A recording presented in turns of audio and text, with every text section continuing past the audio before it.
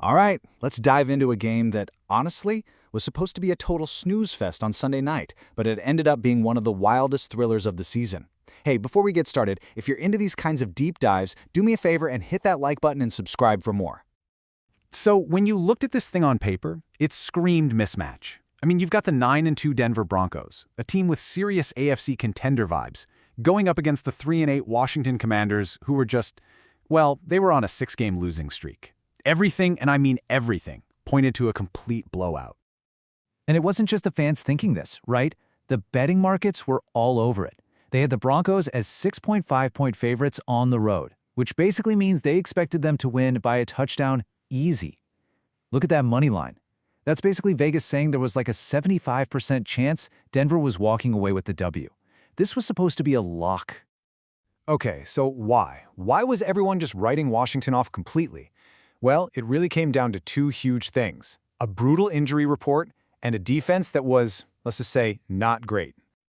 First off, the injuries. And the big one, the absolute killer, was losing their starting quarterback, Jayden Daniels, to an elbow injury.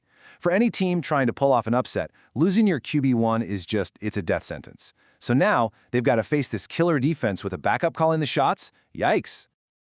And then there was the defense. Man, the difference here was just staggering. You've got the Broncos, who had a top 3 defense in the entire league, giving up only about 17.5 points a game. That's lockdown stuff.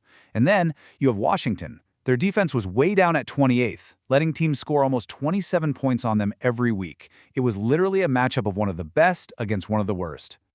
So you add it all up, right? The losing streak, no starting QB, a defense that couldn't stop anybody.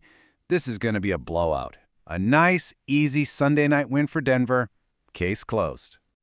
Yeah, about that. What actually happened on the field? Well, it was a totally different story.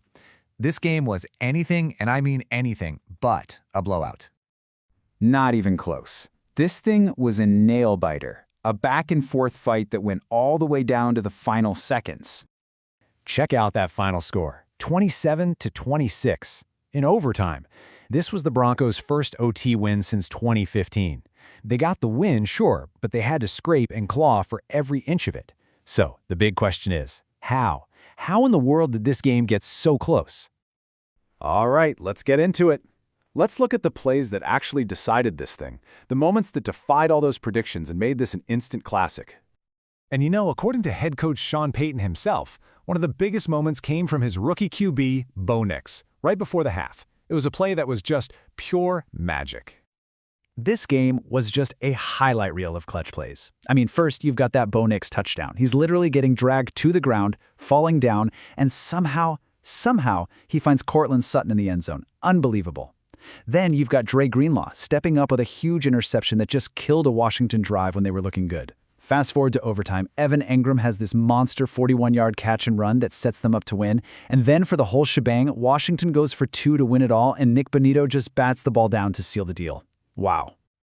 But you know, if you really want to see where this game was won and lost, you got to look at this stat. In the first half, Washington was cooking. They couldn't be stopped on third down, converting 6 of their first 7 tries. Denver's defense looked completely lost. But then, something clicked at halftime. The Broncos D came out and just completely shut them down, stopping them on 8 of their last 10 third downs. And that's how you win a football game. You make adjustments and you get stops when it counts. Okay, so a win is a win, right? But what does a crazy down-to-the-wire win like this actually mean for the rest of the season? What's the fallout in the AFC playoff race? Believe it or not, this ugly win was absolutely huge for the Broncos. It got them to 10-2, and that keeps them neck and neck with the Patriots for that #1 seed in the AFC. And you know what that means? Home field advantage, and, most importantly, that first-round bye. So this leaves us with the big question, the one everyone's debating now. On one hand, you could say this is what championship teams do, right? They find a way to win ugly, they show grit when things aren't going their way. But on the other hand, should a Super Bowl contender really struggle that much against a beat-up team with a backup QB? Is this a sign of toughness, or is it a major warning sign? All right, that's what we've got for this one. So what do you think? Was this a show of strength or a sign of weakness for Denver? Let me know your take down in the comments. And hey, if you enjoyed this breakdown, please don't forget to like and subscribe. It really helps us out. We'll see you next time.